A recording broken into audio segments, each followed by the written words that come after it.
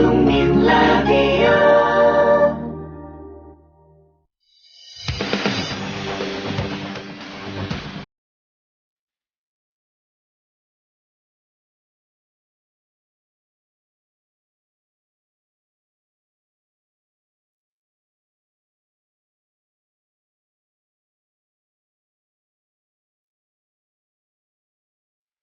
최동호의 스포츠당.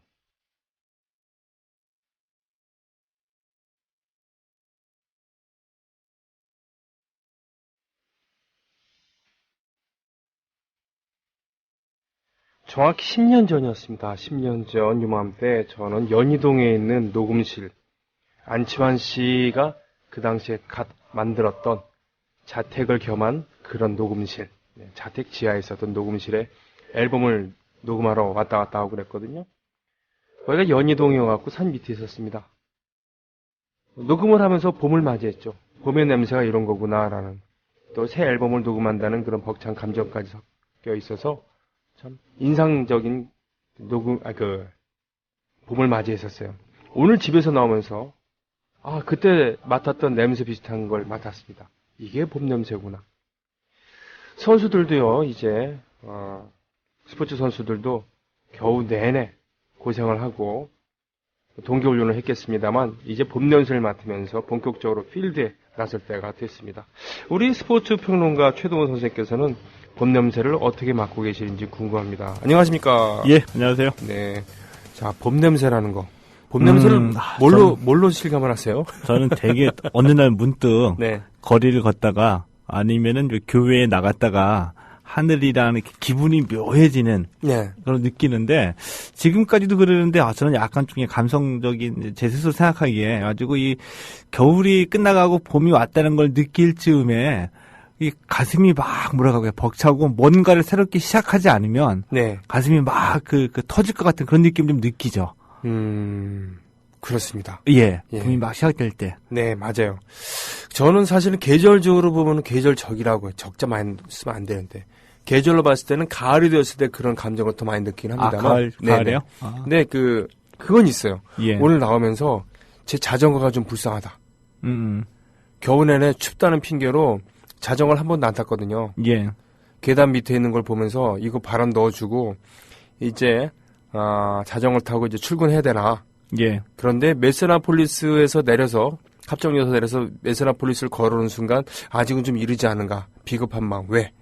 봄바람 이거 세요. 그렇죠. 예. 그래서 운동을 안 하기에는 핑계가 참 많습니다. 예, 겨울엔 그쵸. 추워서 그렇고. 예.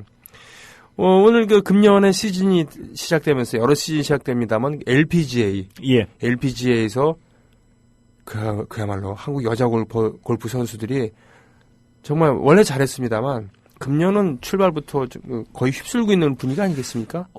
휩쓸고 있죠. 네. 이 LPG가 한 달여쯤 전에 올 시즌 막을 올렸는데 네. 첫 번째 대회가 이제 코츠 챔피언십이었습니다. 여기서 이제 최나연 선수가 우승을 했고요. 네네. 그 다음 주에 벌어진 이 대회에서 이제 바하마 클래식이라는 대회에서 서는데 김세영 선수가 우승했고 그 다음 주에 벌어진 경기에서는 또 리디아 고 선수가 호주 여자 오픈을 우승을 했고 리디아 고 선수 같은 경우는 국적은 뉴질랜드 교포입니다. 네네네. 그 다음 주, 그러니까 지난주에 벌어진 대회에서 또 양희영 선수가 우승했는데 네. 지난 일요일 다섯 번째 대회에서도 이 박인비 선수가 우승을 하게 되면서 드디어 박인비 선수가 또 한 건 했군요. 예. 지금까지 벌어진 모든 대회 5개 대회를 이 한국 선수 4명, 한국계라고 표현을 하죠. 네. 리디하고 뉴질랜드 교포이지만 국적이 다르니까 크게 보면 한국인들이 다 이 우승을 했다는 거죠. 네. 여기에서 보면은 이게 좀 재밌는 게 있어요. 네. 예를 들게 되면은 저도 현역이었을 때 그때 이제 미셸이가 한창 인기를 끌고 있을 때였었거든요. 미셸이 아니라 미셸 위. 위성미. 네. 예. 그리고 또 이제 크리스티나 킴이라고 우리 한국 이름으로는 김초롱, 국적은 미국이었습니다. 이제는 미국인으로. 있었었죠. 근데 이제 미셸이가 하도 인기가 있으니까 예를 들어서 미셸이가 성적이 15위를 했다. 네. 근데 우리나라 선수는 오위를 했다. 네. 그러면 보통 이제 이 단신 기사 쓸 때 누가 우승했다 해놓고 네. 관심 가는 선수를 한편 몇 위 했다 이렇게 붙이거든요. 네. 근데 미쉐리가 인기가 있으니까 미쉐리가 10위 했다는 15위 했다는 걸 먼저 씁니다. 네네. 그리고 이제 시간이 없으면 우리 선수들 5등, 7등 한 거는 안 쓰죠. 그러면 전화가 가끔가다 와요. 네. 정신이 있냐 없냐. 네네. 방송국에는 저기 술 마시고 야밤에 전화하시는 분들이 가끔가다 있습니다. 그렇죠. 예. 당직 쓰시는 기자들이 예, 고생하시죠. 네. 미셸이 우리나라 선수도 아닌데 왜 써주냐. 우리나라 애들은 왜 5등, 7등 한 건 얘기를 안 하고. 네네네. 이런 시비가 있었었죠. 이제 그런데 그 이후로 결정적으로 사건이 하나 터졌습니다. 미쉐리는 어떤 그 매너에 대한 얘기가 많이 있었었고, 네. 미국 여자 골프에서 이제 남자를 라이더컵이라 그러는데 이제 미국과 유럽 골프 여자 대표팀 간의 경기가 있거든요. 네네. 여기에서 미국 팀이 이기고 난 다음에 미국 팀의 일원으로 참가했던 크리스티나 김초롱 선수가 성조기를 들고 난 다음에 나는 자랑스러운 미국인이다. 네네. 이런 멘트를 날렸어요. 예. 그러니까 이제 네티즌 사이에서 난리가 난 것었었죠. 그래, 너 미국인이다. 앞으로 너 이건 안 할게. 이렇게 이제 근데 우리 언론에서는 대부분 보면은, 뭐 사대주의라고 할 수 있고 강대국 콤플렉스 같은 게 좀 있잖아요. 외신 그렇죠. 같은 거 늘 인용해서 쓰고, 그리고 우리나라 교포가 성공하면은 애써 한국인이면서 어떤 같은 민족이라는 걸 강조해서 갖다 붙여서 쓰려고 하고 네네. 그런 게 있었었는데 지난주까지만 하더라도 한국계까지 포함해가지고 뭐 4연승이다 LPGA에서 올해 들어서 얘기했다가 이번 주 들으니까 리디아고를 빼고 순수 이제 국적이 한국인 선수만 얘기를 하는 경우가 많이 있더라고요. 이제는 뭐 그 빼도 숫자가 많으니까 뭐 그런 겁니까? 아이고. 구태여만 미쉐리가 우승했다고 스스로 뭐 미국인이라 생각하고 뭐 이런 선수들한테 우리가 뭐 한국인이다 뭐 이런 거를 나중에 뒤늦게 강조할 필요는 없잖아요. 그렇죠. 네. 뭐 사실은 솔직히 말씀드리면 어느 한국인이 되더라도 그들이 우승한 거랑 저희 실생활과는 전혀 상관이 없습니다만 그래도 스포츠가 주는 그런 기쁨 중에는 그래도 내가 아는 또 내 공동체에 속한 것 같은 사람이 선전해주면 좋은 거니까 그것까지 되겠습니다만 근데 하여튼 이 그 LPGA 선수들 강한 건 어제 오늘이 일이 아니고 소위 말하는 박세리, 박지은 이런 분들이 이제 진출한 다음에 그분들을 보고 자라났던 사람들이 지금 같은 필드에 쓰면서 우승도 하는 그런 영광스러운 것들 많이 봅니다만 이런 부분들에 대해서는 도대체 왜 이렇게 잘해요? 이제 그 얘기를 이제 수없이 듣게 되거든요. 근데 저도 이제 몇 가지의 그 분석해서 근거를 합당하다라는 근거를 대기는 되는데 그럼에도 불구하고 명쾌하게 떨어지지는 않습니다. 그러니까 이제 뭐냐 하면은 우리가 왜 잘하나 우리 여자 선수들이 일단 우리 여자 선수들은 이 골프에 입문하게 되면은 LPGA를 목표로 하게 되죠. 그러면서 인생을 걸죠. 대부분 다 우리나라 이 스포츠가 다 그렇지만 골프를 시작하게 되면 골프로 승부를 보겠다. 인생을 겁니다. 근데 훈련량에 있어서 외국 선수들과 엄청나게 차이가 납니다. 거기에다가 이 부모들이 또 헌신적으로 뒷바라지를 하게 되죠. 이게 나쁘게 보면 그 아이들을 로또라고 생각한다라는 이 좀 부정적인 표현도 있지만 우리 아이가 LPGA에서 성공할 수 있게 생계까지 접고서 아이들 헌신하고 뒷바라지하고 이렇게 되다 보니까 잘할 수밖에 없다는 거죠. 그런데 이걸 이렇게 하다 보니까 이 경기력에 있어서만큼은 정말 우수한데 이것을 우리가 긍정적으로만 보기는 힘들다는 거죠. 근데 몇 가지의 시행착오를 겪으면서 우리도, 발전해 나간 거 있습니다. 뭐냐면은, 이제 1세대, 박세리, 김미연이 진출했죠. 이제 호주 교포였던, 박지은도 선전했고요. 네네. 그 이전에 아주 오래전에 그 펄신이라는 선수도 있었었고요. 아, 그래요. 펄신. 재미 교포였었어요. 그래요. 그리고는 은퇴하고서는 경기위원. 맞습니다. 그래서 기억하시네. 네. 그래서 용모도, 집중했습니다만. 행정가로서도, 그리고 뭐라 그러나. 실력과 인품을 갖추고 행정적인 면도 있었다. 훨씬 더 언니였었죠. 재미교포. 박학다식 하세요. 역시. 아니, 그분은 워낙 여자 선수들은 잘 알고 있어요. 한번 해본 소리고요. 이제 그 1세대 이후에 이제 박세리 키즈라고 하는 선수들이 막 이제 들어갔잖아요. 근데 LPGA에서 견제면 견제고 저항이면 저항이고 있었죠. 대표적으로. 한국 선수들 매너가 너무 떨어진다는 얘기예요. US 오픈에서 그 이후로 박세리 선수 우승할 때 박세리 선수의 아버지가 그린 위에 막 들어왔죠. 그거 기억납니다. 그 제니 슈아시리폰 예. 선수 태국계 선수를 그 연장 접전 끝에 예, 그 맨발 톤으로 이긴 것까지는 좋았는데 예.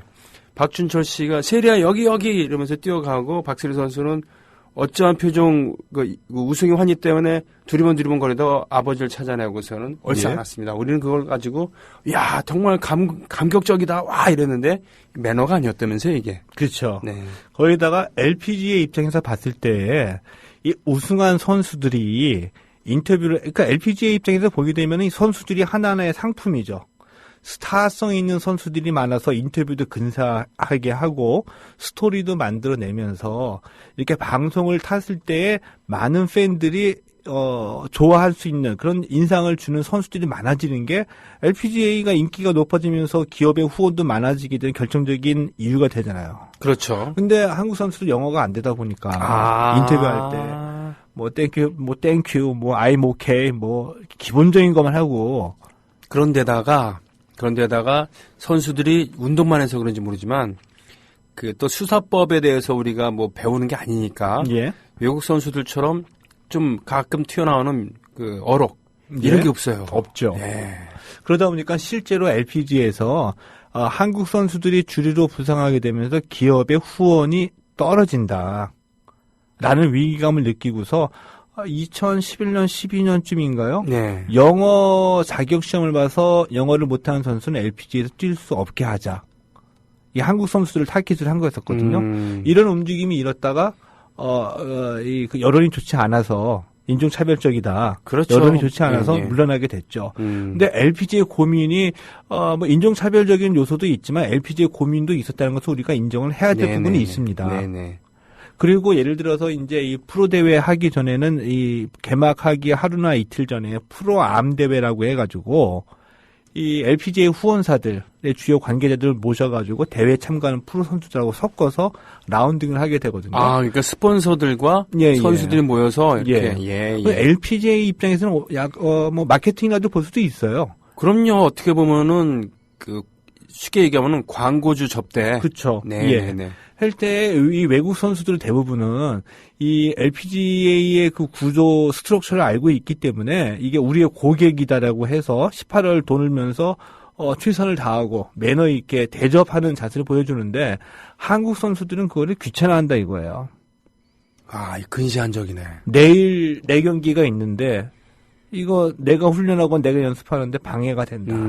이렇게 아주 성의 없이 플레이하고 18을 다 돌고 나왔을 때 인사도 제대로 하지 않고 그냥 가버리고 이런 얘기들이 막 이제 소문이 나기 시작하면서 네. 매너 없고 근데 그들을 보기에는 아주 무식해 보이는 거죠. 그냥 이 골프장 휘두르는 것만 연습하는 기계라고 보게 되는 거죠. 네. 이런 거에 대한 반감이 한때 일었었습니다. 네.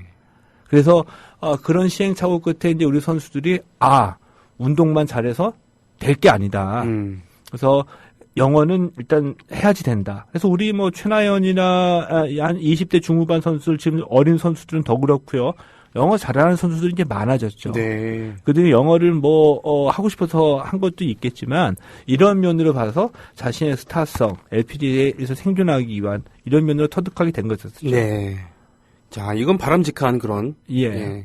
사실 세계화라는 것은 세계적인 무대 갖고는 성적을 많이 거두거나 또는 물건을 많이 판다거나 유명해지거나 뭐 이런 것도 있습니다만 그 세계화라는 거기에 숨어 있는 뭐라 그러나요?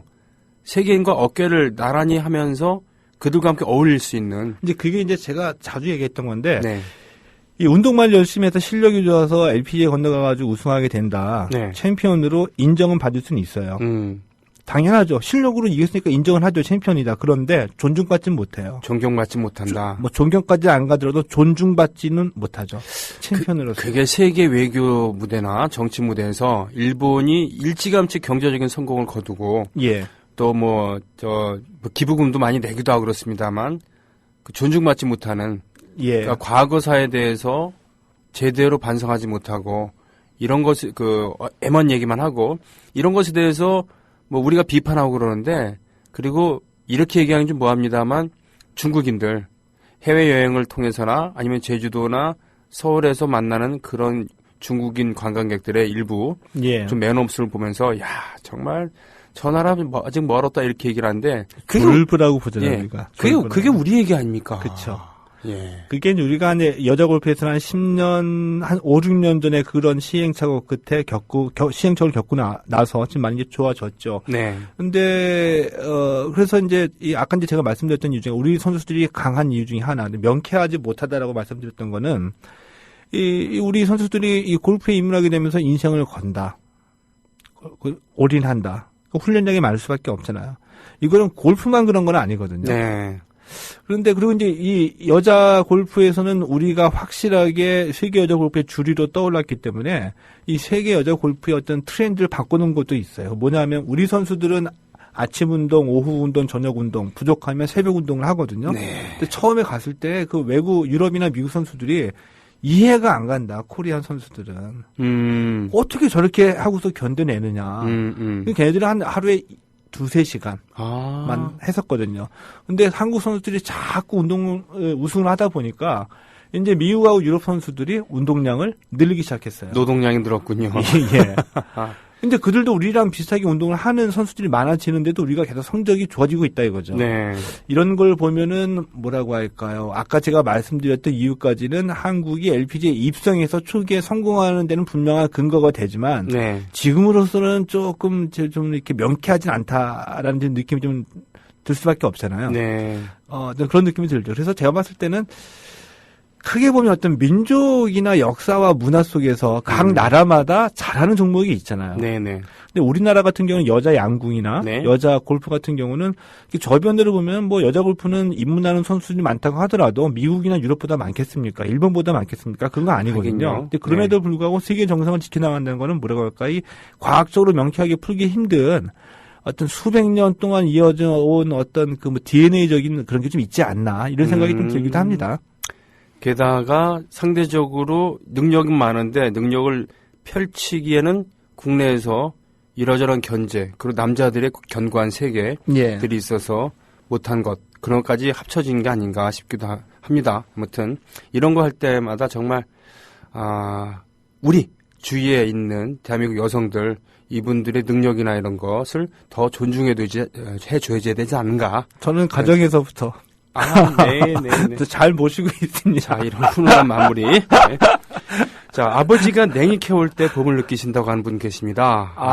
이분 냉이 이거 오래간만에 들어보는데요. 냉이 캐보셨어요? 예. 그렇죠. 어렸을 때 평택에 있는 그 학교 끝나고 왔다 갔다 하면서 무소리도 하고 딸기 소리도 하고 그랬었죠. 저도 1학년, 2학년 때는 시골에 살았었는데 용인 지금 이제 시가지가 됐습니다만 거기서 봄이면 냉이를 캤었는데 냉이를 캐다가 갖다 놓으면 잠시 후에 가보면 줄어 있어요. 그래서 누가 훔쳐가 훔쳐갔지 그런데 알고 보면 그게 이제 말라갖고 숨이 죽어서 그런 거였는데 하여튼 그걸 어머니께서 다듬어 갖고 냉이 묻혀주시고 된장국 끓여주셨는데 그랬던 시절도 있었어요. 그렇죠. 냉이 된장국 네. 참 향긋합니다. 예, 양식이래. 하여튼 비닐하우스에서 키운 냉이는 그런 향이 좀 부족합니다. 자, 오늘 이렇게 해서 LPGA 아무튼 뭐 죽 쓰는 것보다는 잘하는 게 좋은 거니까. 잘하는 건 일단 좋죠. 그리고 그 상금 많이 받아갖고 세금도 많이 좀 내시고. 그리고 그걸로 좋은 일도 좀 많이 하시고. 그러셨으면 좋겠습니다. 아유, 이런 상투적인 얘기밖에. 뭐 박세리 선수 얘기 나왔습니다만. 그래요. 체력은 국력이다라는 얘기가 있습니다만 사실은 체력은 스포츠는 경제력이다. 뭐 이런 얘기도 있지 않습니까? 그렇기 때문에 우리보다 훨씬 국력이 강했었던 시절에 그런 북한이 월드컵에도 나가고 본선에도 나가고 뭡니까? 또 올림픽 금메달도 우리보다 먼저 따고 뭐 이런 거였습니다만 지금은 그 반대죠. 하여튼 한참 그렇게 뻗어나가는 징후가 되었던 것 중에 하나가 바로 스포츠 선수들의 해외 진출이었잖아요. 예, 그렇습니다. 차범근, 허정무 뭐 이런 또 테니스의 이덕희 이런 그 집시라고 불렸던 선수였습니다. 이런 분들이 맨주먹 붉은 피로 그야말로 해외 시장을 개척했었던 때를 지나서 그야말로 정당한 대우를 받으면서 뭐라 그러나요? 그 이후로 후배들에게 그런 해외 진출을 러시를 제공했었던 그런 대표적인 두 인물.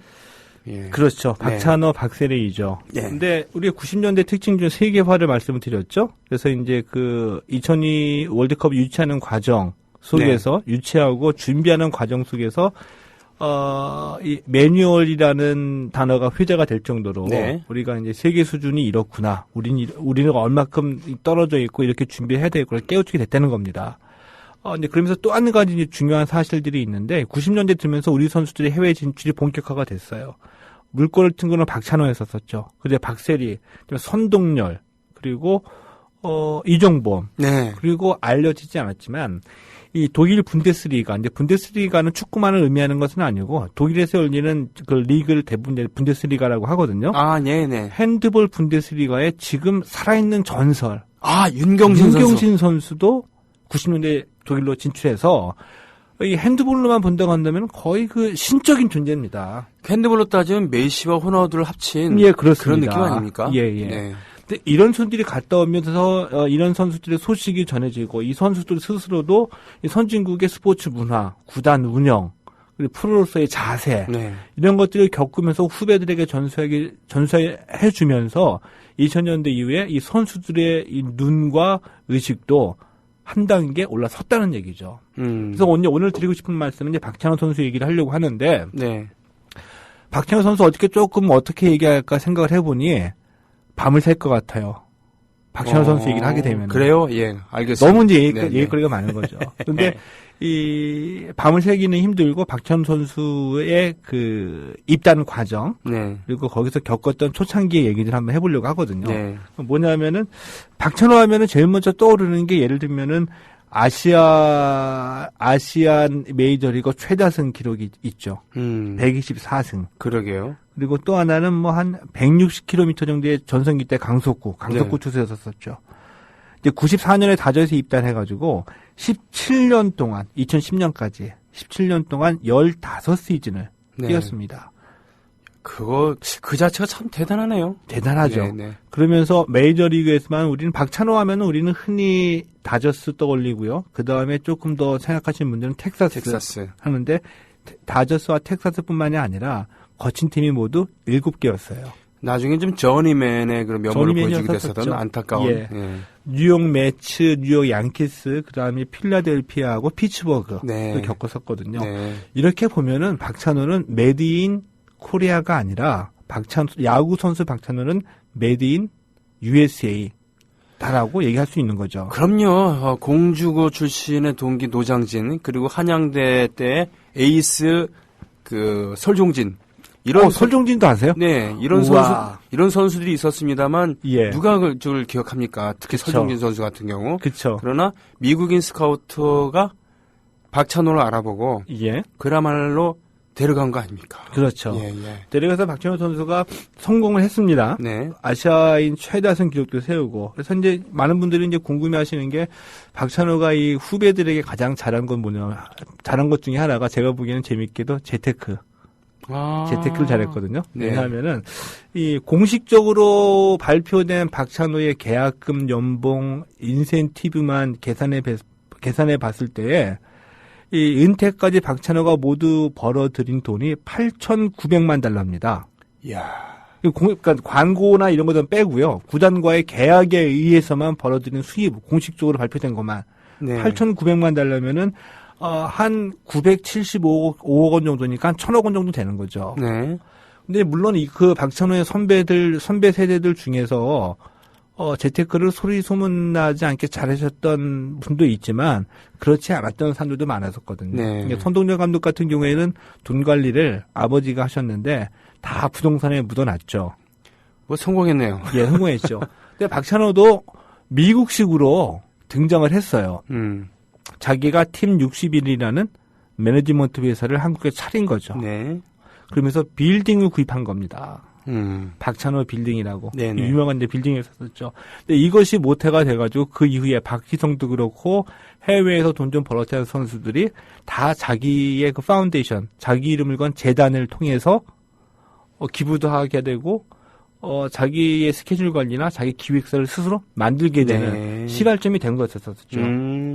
그야말로 선수로서도 성공을 했습니다만 그런 그 미국식의 그런 현대적인 매니지먼트 예. 그리고 자기 관리 예. 그리고 재테크까지 예. 모범을 보여줬다는 얘기군요. 예. 네. 근데 그것 일종의 세계화라고 볼 수도 있는 거죠. 네. 그러니까 이건 뭐 가족 기업이 아니라 네. 어떤 그 매니지먼트 회사에 대한 필요성을 느끼고 자기 돈을 출발해서 재테크까지 포함해서 관리를 했으니까요. 네.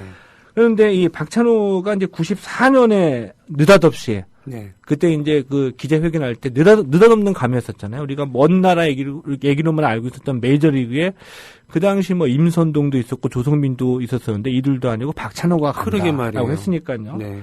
왜 데리고 왔냐 이거예요. 왜 데리고 왔을까? 그러니까 미국인들이 봤을 때에 메이저리그 스카우터들이 봤을 때 우리가 보는 거하고 투수로서의 평가는 기준이 달랐다는 거죠. 네. 박찬호가 공은 굉장히 빨랐습니다. 네. 컨트롤은 잡히지가 않았죠. 그렇죠. 들쑥날쑥을 넘어서. 들쭉날쭉해서 네. 었죠 뭐 현역 때도 뭐 문제가 됐었습니다만. 예. 그야말로 길들여지지 않은 야생마 분위기였지 않겠습니까? 예, 그렇죠. 예. 근데 메이저리그 제가 판단하기로는 간단하게 말씀을 드리면은 메이저리거에서는 그러면은 이 컨트롤은 후천적인 거고 스피드는 타고난 거라고 판단한 네. 거죠. 타고난 스피드가 있으면 가르쳐 가지고 컨트롤을 익히면 된다. 네, 네. 라고 해서 가능성을 보고 데려간 겁니다. 하긴 그들의 입장으로 봤을 때는 대학교 2학년은 어린 친구거든요. 예. 어린 애입니다. 그렇죠. 예. 앞으로 발전 가능성이 무궁무진한. 그러나 우리나라에서는 고등학교 때 선수 생명을 다 갉아먹는 경우도 있고 그러니까. 예. 그렇죠. 예. 예. 근데 이 박찬호가 공이 아무리 빨라도 이 한국에 있는 박찬호를 메이저리거 스카우터들 어떻게 알게 됐을까? 그런 의문점이 생기잖아요. 이제 박찬호가 공주고등학교 다닐 때 네네. 91년도에 한미일 고교 대표팀 친선 대회가 있었습니다. 이때 이제 간 거였었죠. 네. 대표팀 일원으로. 이때 이제 일본 팀에는 그 유명한 그 양키스에서 뛰던 마쓰이 히데키 선수가 야. 일본 고교 대표팀에 포함이 됐었었고요. 네. 우리 대표팀의 명단은 참 화려합니다. 박찬호 있었고요. 임선동, 네. 박재홍, 차명주. 우와. 이런 멤버들이 출동을 한 거였었죠. 차명주. 예. 그래서 차명주도 아마 시절에는 박찬호를 능가했었습니다. 그렇죠. 네, 능가했었습니다. 네.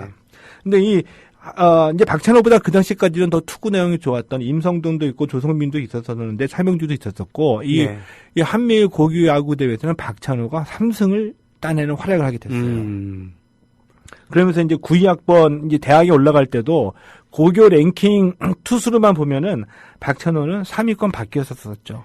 그럼요. 임선동, 조성민 이렇게만 얘기를 해도 와 이러는데. 예. 네. 근데 91년 한미일 대회에서 박찬호가 3승 거두면서 인상적인 활약을 펼친 거였었습니다. 네. 그리고 92년에 세계 청소년 야구 선수권 대회가 있었었거든요. 네. 여기도 이제 쟁쟁한 멤버들이 참가하게 됐는데 성적은 좋지는 않았었습니다. 5위에 그쳤는데 박찬호의 공 빠르기에는 이 메이저리거 스카우터들이 감탄을 한 겁니다. 네.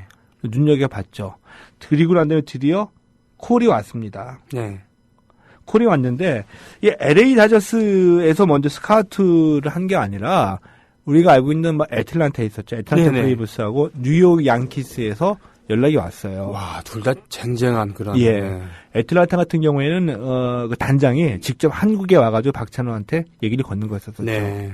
근데 박찬호로서는 그전까지만 보더라도 예를 들면 이제 애틀란타에서는 이 단장하고 구단주가 왔는데 이 구단주가 박찬호를 만났죠. 근데 박찬호의 아버지랑 통역하시는 분이 같이 가지고 만나는데 애틀란타의 구단주가 얘기하기를 지금 $30만 줄게. 30만 달러를 줄 테니까 학교 그만두고 지금 당장 군대 가라.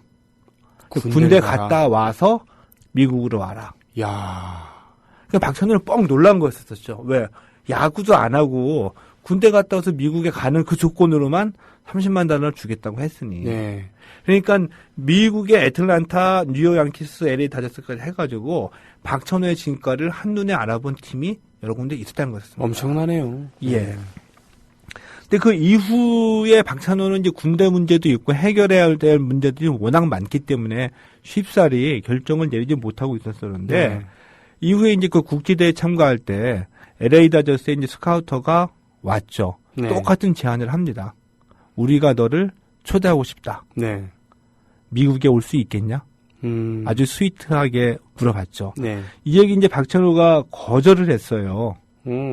지금 나 해야 될 일이 복잡하다. 군대도 가지 되고 그다음에 학생 신분으로 진출하는 것이 이게 학교에서 허락해주지 않으면 가기도 힘들고 하니까 힘들다고 얘기했었죠. 네네. 그런데도 불구하고 다저스에서 계속 연락을 한 겁니다.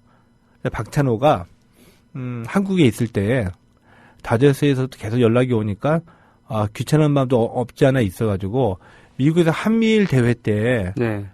그 민박을 박찬호가 했었거든요. 네네. 민박했을 때 민박집 아저씨한테 근데 이제 LA 민박이었기 때문에 다저스 가가지고 다저스가 좀 뭐라고 하는 거냐 물어봐달라 얘기 좀 대신 해달라라고 한 겁니다. 네. 근데 그 민박집 아저씨가 다저스에 가가지고 박찬호 얘기 듣고서 이거 어떤 제안이냐 물어봤죠. 근데 이 민박집 아저씨가 대형 사고를 친 거예요. 뭐라고요? 이 민박집 아저씨가 이 다저스가 박찬호한테 우리 $60만 정도의 계약금을 주겠다. 미국으로 데리고 오고 싶다라고 네네. 했더니 속으로 민박집 아저씨가 깜짝 놀란 거죠. 네. $60만 한 6억 원 정도 되죠. 지금 아무튼 네. 야구해가지고 그 당시 6억 원이니까 깜짝 놀랐는데 침착하게 생각해가지고 이거 더 불러도 되겠구나. $200만 주면 내가 보내주겠다. 이렇게 얘기를 해버린 겁니다. 민박집 아저씨가 갑자기. 그래가지고 협상을 해서 $120만 조절을 한 거였었죠. 예. 근데 이 민박집 아저씨가 누구냐면은 네. 스티브 김이었어요. 아, 그래요? 스티브 김이 원래 한인 그 매니지먼트 했던 사람이 아니라 민박 가던 아저씨였는데 박찬호가 부탁해가지고 내지른 거였었죠. 내지르고서 협상에 기질이 있었던 거예요. 그러니까 아저씨가 나이 많은 아저씨가 아니고 그 박찬호한테 형벌인 예. 그런 사람이었던 거군요. 예. 그래서 그게 계기가 돼가지고 네, 네. 박찬호가 보니까 우와 뭐 뻥도 치고 강단도 있으면서 일 처리를 잘한다 이거죠. 그래서 자기의 매니지먼트를 맡긴 거죠. 그 유명한 스티브 김이 민박집 아저씨였습니다. 세상에. 예. 재밌네 정말. 근데 왜 이제 $120만 했었냐면 보니까 LA 다저스가 박찬호에 대한 그 욕심이 있었습니다. 네. 왜냐하면 박찬호가 그 LA에 다저스에 그 입단했던 94년도에 입단 동기라고 할 수 있죠. 이 데런 드라이포트라는 유명한 투수가 그래 백인. 네. 같이 입단했거든요. 네. 근데 데런 비교됐었죠. 드라이포트는 네. 그해 미국 대학 야구의 최고 투수로 인정받아가지고 들어온 겁니다. 근데 이때 이 데런 드라이포트한테 줬던 그 계약금이 $130만 였었거든요. $130만 역대 신인 최고 대우였었어요. 아, 그렇습니까? 그래서 이 $200만 민박 아저씨가 얘기하니까 주고 싶은데 데런 드라이포트의 $130만 지금 깨면 안 된다. 근데 $120만 주겠다. 대신에 똑같이 대우를 해주겠다. $10만 돈이 아니라 다른 걸로 해주겠다. 네. 얘기해라. $10만 어떻게 했을까요? 민박집 인테리어 공사했나요? 아닙니다. 놀라운 일이 벌어졌습니다. 네. $10만 가지고 다저스가 한양대학교 야구부를 초청했어요. 한양대학교 야구부 그 당시 뭐 미국 가기 힘든 때였기 때문에 신났죠. 박찬호 덕분에 미국 다저스 가가지고 구장도 밟아보고 네. 메이저리거 선수들도 만나보고 잘 쉬고 잘 놀고 잘 경험하고 들어왔죠. 그랬군요. 예, 다저스가 그러니까 박찬호를 잡아야지 된다고 욕심이 꽤 있었던 것이죠. 다저스는 사실은 그 블루크린 시절에 그러니까 예. 뉴욕 시절 있다가 이제 완전히 서부로 프랜차이즈로 옮겼습니다만 제키 로빈슨이라고 하는 최초의 메이저리거를 발탁한 것도 다저스였고 예. 어디보다도 국제화에 신경을 써서 그리고 남미 쪽이나 중미 쪽에 많은 그 구장이라던가 시설 지원도 하고 선수들을 키우기도 하고 그랬습니다만 그렇기 때문에 신인왕도 많이 배출했었죠. 배출했죠. 네. 그 노모 히데오르였습니다만 예, 뭐 예. 발렌수엘라인가요? 뭐 이런 선수도 예. 있었고 그리고 박찬호까지 그러니까 동양인들도 처음으로 이렇게 그 수입을 해서 말하자면 시체말로 좀 재미를 보기도 하고. 그러니까 이게 보면은 이 다저스가 LA 지역에 한인 교포들도 많이 있고 그 해외에서 이주 온 해외 그 이민자들이 많이 있는데 네. 그 다저스를 보니까 그 마케팅을 굉장히 좀 잘했던 구단이었었죠. 그러게요. 그 에인절스도 있습니다만 예. 에인절스 구단에 비해서 뭐라 그러나 뭐 성적은 뭐 다 그럴 것 같은데 장사를 잘해요. 그쵸. 그래서 우리가 알기로는 뉴욕 양키스가 최고 명문 구단인 건 알고 있는데 어떻게 보면 그 장사라던가 또 구단의 가치라던가 이런 거 보면은 객관적인 가치도는 뭐 뉴욕 양키스가 최고겠습니다만 LA 다저스에 대한 인지도 전 세계적인 인지도 상당히 높은 거 아닌가. 높죠. 그래서 이 박찬호 때문에 또 이 박찬호 마케팅 때문에 이 다저스의 중계권 판매를 놓고 한국에서는 지상파 3사들이 서로 싸우게 되죠. 약속했다가 배신하고 뭐 이런 건 따로 이제 말씀드릴 기회가 있으면 말씀드리겠습니다만은 근데 94년에 1월 달에 이제 기자회견을 했거든요. 근데 놀랍게도 박찬호가 94년 메이저리그 시즌에 메이저리그에 데뷔를 하게 됩니다. 그렇죠. 근데 이게 왜 놀랍냐라고 얘기를 해드리면 메이저리그 역사상 이 신인 선수가 마이너를 거치지 않고 메이저리그 곧바로 직행한 것은 메이저리그 역사상 박찬호가 17번째였어요. 대단하죠. 실력도 실력이지만 그 마케팅 같아 보이는 이런. 근데 거기에는 약간의 그 LA 다저스 구단 내부의 알력 관계가 좀 있었습니다. 그러니까 이제 구단주와 단장에 구단주가 직접 나서가지고 박찬호를 찍어서 피터 오멀리 구단주가 데려온 거였었거든요. 오말리 구단주. 그러니까 주인이라는 얘기잖아요. 근데 단장은 이 구단주의 박찬호 영입을 간섭이라고 생각했었죠. 그래서 이 단장은 메이저리그 직행을 반대했었습니다. 그래서 상당히 갑론을박 끝에 메이저리그에 직행하게 된 거였었거든요. 근데 왜 이 단장이 밀어붙일 수 있었느냐? 우리가 흔히 얘기하는 스프링 캠프가 있죠. 94년 이맘때입니다. 시범 경기도 벌어지고 시범 경기 열리기 전에 이 스프링 캠프에서 이제 다시 모여가지고 이 팀 자체가 훈련하고 자체 평가를 하잖아요. 근데 여기서 놀라운 일이 벌어진 거예요. 막 연일. 이제 웨이트하고 몸 다지고 공 만지고 기술 훈련 들어가고 난 다음에 훈련이 어느 정도 성과가 내면 이제 실전 감각을 갖기 위해서 팀 내에서 자체 평가전을 갖게 되거든요. 이게 끝나면 이제 그 시범 경기에 들어가는 건데 팀 내에서 자체 평가전 할 때 한국에서 뭐 팍 보니까 아주 애송이 갖고 얼굴도 애떼고 이런 애가 공을 던지는데 빠르다는 얘기는 알아들었는데 160km짜리 직구를 던져가지고 2이닝에서 삼진 4개를 잡아내고 이런 활약을 자체 평가에서 막 펼치는 겁니다. 그러니까 오멀리 구단주가 올려 메이저리그 데뷔시켜 17번째로 직행하게 됐죠. 그랬군요. 그런데 이게 웬일입니까? 17번째로 이제 직행하게 돼서 메이저리그 이제 데뷔를 하게 되잖아요. 메이저리그 데뷔는 언제 했었냐면은 94년 4월 8일. 빠르죠. 상대는 애틀랜타 브레이브였습니다. 박찬호를 데리고 가려고 했던. 애틀랜타 브레이브스. 이게 어떻게 등판했냐면은 아주 초짜잖아요. 그 대학교 2학년 때 데리고 온. 그러니까 선발로 올리지 못하고 경험 쌓게 하려고 애틀랜타 브레이브전에서 9회에 마무리를 올린 것 같습니다. 9회에 마무리 올렸는데 처참했죠. 처음에. 처참해가지고 그때 이제 9회에 올라가지고 1이닝 동안 안타 1개에 볼넷 4개 내주면서 2실점했습니다. 우리 여기 눈여겨봐야 돼요. 볼넷 4개. 바짝 얼었다는 얘기죠. 얼었다는 얘기죠. 2실점하고. 데뷔전에 뭐 애송이가 올라가가지고 이렇게 던지는 거 이해할 수 있죠. 데뷔전에서. 한 번 더 기회를 줍니다. 엿새 뒤에 세인트루이스 카디널스전에 또 올립니다. 5회에 올렸어요. 3이닝을 던졌는데 홈런 1개 포함해가지고 4안타, 볼넷 3개, 3실점 하고 무참히 깨지고 강판당합니다. 그래서 메이저리그 이 데뷔 17일 만에 안 되겠다. 내려라. 마이너리그로 떨어지게 되죠.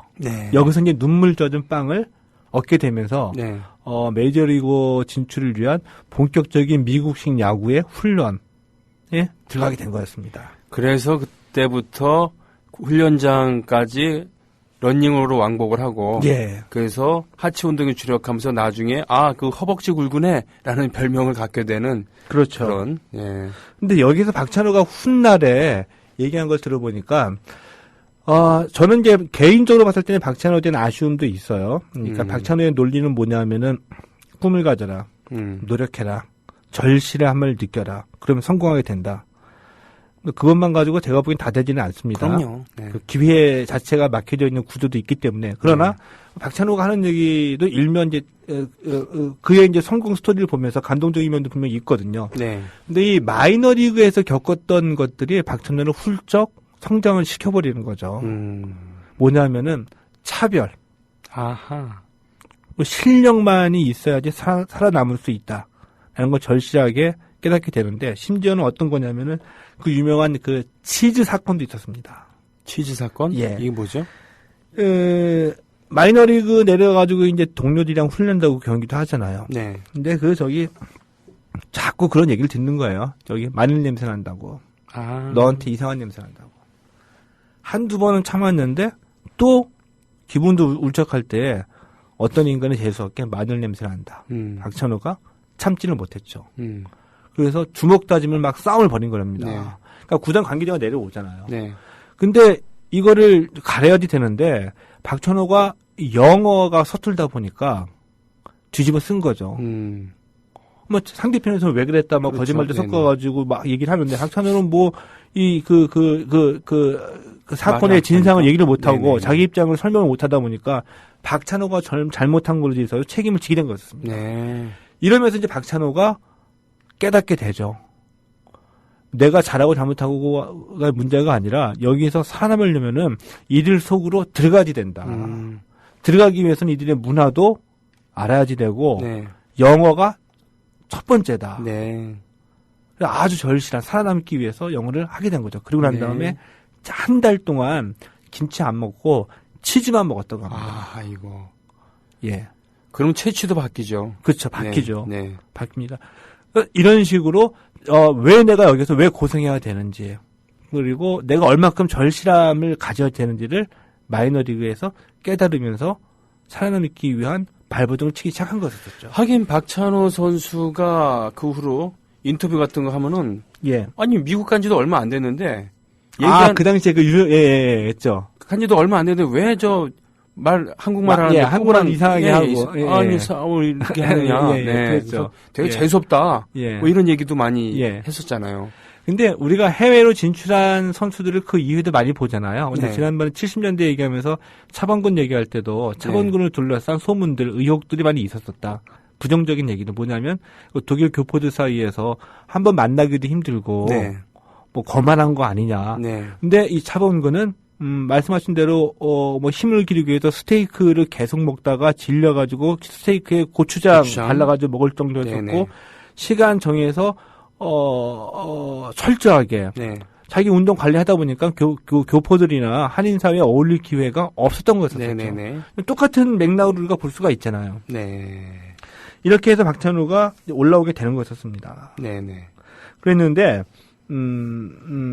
박찬호를 얘기하면은 빼놓을 수 없는 인간이 한 명이 있어요. 여러 명이 있지만 왜냐하면 노모 히데오를 우리가 빼놓을 수가 없어요. 아, 그렇죠. 네, 긴데스 버팔로스 출신이고 예. 이미 일본에서 성과를 거두고 있었던 예. 네, 노모 히데오. 네. 이제 노모 히데오를 왜 우리가 얘기 안 할 수가 없냐면은 박찬호는 노모 히데오로부터 또 노모 히데오는 박찬호로부터 많은 영감을 서로가 불러일으켰던 겁니다. 아, 그렇군요. 그 마음속으로 의지를 많이 했고요. 아, 그러면서 그랬군요. 또 필연적으로 경쟁하지 않을 수도 없었고. 예. 네. 그래서 이제 노모 히데오는 항상 얘기를 했어요. 언론에다가 뭐냐면은 박찬호는 우리 경쟁자가 아니다. 우리는 같은 꿈을 향해서 달려가는 런닝메이트다. 네네. 이렇게 얘기를 했고 박찬호도 항상 노모는 언제나 그 외로울 때 친구가 되었던 선수다. 이렇게 강조를 했거든요. 네. 근데 이제 그 얘기를 기자들이 들어도 기사 쓸 때는 경쟁적으로 쓸 수밖에 없잖아요. 노모는 일본이고 박찬호는 한국이고 하니까. 되게 섹시하죠. 예. 네. 그런 식으로 가버린 거고 항상 우리 팬들도 노모보다는 더 많이 던지고 더 잘하기를 응원을 했었잖아요. 그렇죠. 이제 이렇게 됐었었는데 이 노모가 박찬호와 같으면서 많이 달랐죠. 노모가 5살이 많은 선수였었거든요. 네. 근데 아까 제가 말씀드렸던 박찬호는 메이드 인 USA다 라고 네. 말씀드렸는데 노모는 메이드 인 재팬이었습니다. 재팬이었습니다. 왜냐하면은 노모 히데오가 90년도에 네. 90년도에 일본 프로야구에 데뷔했거든요. 네. 근데 데뷔할 당시에 시즌 최다승이었습니다. 아하. 18승. 야. 데뷔 첫 해에. 그러면서 신인상 받았고 MVP 받았고요. 그리고 이 당시 데뷔 첫 해에 일본에 있는 모든 상은 다 휩쓸었어요. 일본의 그러니까 메이저리그의 그 사이영상이라고 있죠. 최고 투수에게 사와무라상. 예. 근데 일본의 사와무라상을 네. 받았고요. 네네. 일본 프로스포츠 대상. 뭐 이제 온갖 다 휩쓴 거였었죠. 네. 데뷔 시즌부터 4년 연속 17승. 와. 일본에서만 5년 활약했는데 5시즌 동안 78승을 거두고 난 뒤에 다저스로 간 거였습니다. 야, 예. 다저스에서 얘를 뭐 유망주라고 보고서 가리키고 키우겠다는 게 아니라 지금 당장 쓸 수 있는 네. 즉시 전력감으로 데리고 온 거였었죠. 네. 근데 94년에 왔는데 이 당시에 박찬호는 어디 있었냐? 메이저리그 17일 동안 있다가 단꿈을 꿨다가 마이너리그에서 눈물 젖은 빵을 먹고 있을 때 네. 히데오가 온 거였었죠. 네. 그랬는데 많은 자극이 됐습니다. 왜냐하면 일본 프로야구 신인상 수상자에 있는데 94년 와가지고 노무 히데오가 오자마자 선발 로테이션에 합류했거든요. 네. 근데 이게 웬일입니까? 다저스의 선발 로테이션에 합류하더니 그해 메이저리그 신인상을 따냈죠. 독특한 토네이도 폼 예. 그리고 낙차큰 커브로 메이저리그를 첫 해에 정말 예. 정복을 했다. 예. 라고 해도 과언이 아니었죠. 예. 근데 이제 그러면서 이제 박찬호가 나중에 한 얘기로 처음에 그 메이저리그 데뷔했을 때 뭐 경쟁이나 투쟁심이나 이런 걸 느낄 수도 없다고 그래요. 그렇죠. 왜냐하면은 뭘 해야 되는지를 몰랐기 때문에. 네. 그러니까 마이너리그가 가지고 뒤돌아 생각해 보니 경쟁심이 생겼다고 합니다. 노무 히데오뿐만이 아니라 왜냐하면 거기서 돌아가는 구조를 보니 내가 너를 이겨야지 내가 그 자리에 들어갈 수 있다. 이런 거를 깨닫기 시작했다는 것이었죠. 네. 그러니까 노무 히데오를 보면서 목표이자 경쟁심이지만 차별받고 노무 히데오도 영어가 많이 안 됐었거든요. 네. 이럴 때마다 서로 눈빛을 보면은 너도 그렇지. 나도 그래. 네네. 이런 걸 막 느끼기 시작하게 된 거였었죠. 네. 그래서 두 선수 서로 끊임없이 격려를 하게 된 것이었습니다. 이런 관계였었죠. 그러면서 참 이 두 선수가 참 비슷해요. 왜냐하면은 박찬호는 17시즌 동안 뛰었거든요. 그러면서 이제 124승. 네. 그리고 노무 히데오는 12시즌을 뛰었는데 123승이었습니다.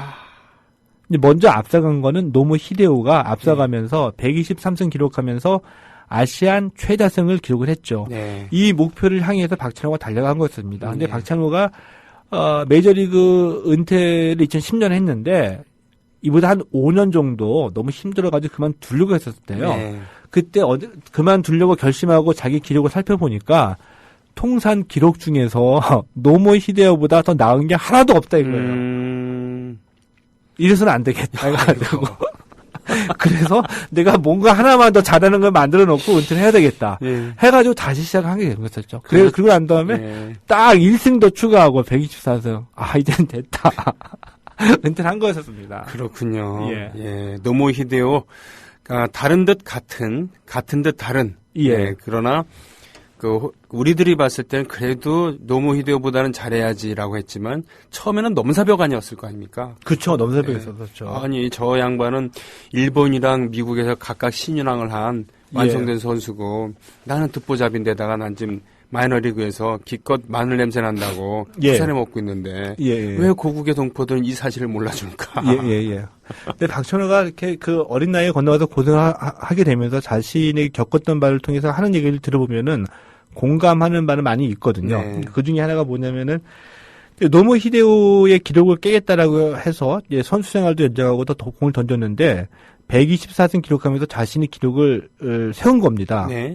그리고 난 뒤에 깨달았다고 합니다. 뭐냐면 자기가 그 기록 세우기 전까지 이 아시안과 관계돼가지고 메이저리그를 얘기할 땐 전부 다 노무 히데오였다. 네. 자기도 못하는 건 아니었었지만 자기는 언제나 2인자였기 때문에 첫 번째가 노무 히데오였는데 자기가 124승 기록하자마자 노무 히데오는 순식간에 사라졌다는 얘기죠. 다 이제 124승만 얘기를 하니까 그 순간 생각을 해보니 내가 이 123승 노무 히데오를 목표로 해서 달려온 것처럼 누군가가 나의 124승을 목표로 해서 달려올 거고 내 기록 던지가 깨질 것이다. 네. 그렇게 되면 나도 언젠가 순식간에 사라진다는 거였었죠. 네. 근데 중요한 것은 뭐냐면 내 기록이 뭐 사라지고 안 사라지고 중요한 것이 아니라 기록을 노모 히데오를 목표로 하면서 달려오면서 자기가 겪었던 경험과 훈련, 마음의 자세 이런 것들은 선수를 은퇴하더라도 인생을 살아가면서 자기가 갖고 있다는 거였었죠. 이런 감동적인 얘기를 마지막으로 오늘 예. 나누고 다음 주로 미루겠습니다. 오늘 고생 많이 하셨습니다. 예, 고맙습니다.